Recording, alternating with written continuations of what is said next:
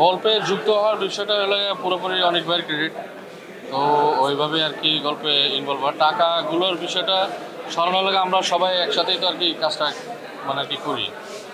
আর গল্পের সাথে যুক্ত হওয়ার বিষয়টা হলে আমার ক্যারেক্টার থাকে হসপিটালের একজন অভাবী একটা ক্যারেক্টার থাকে।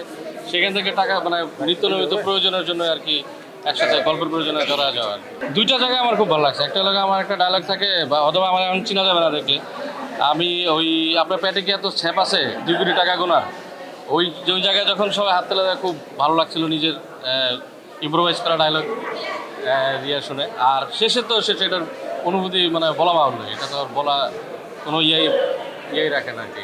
যে কোনো ভালো কাজেরই তো আর কি একটা খুশি থাকে। দর্শকদের জন্য বলবো হলে আসেন, সিনেমা দেখেন।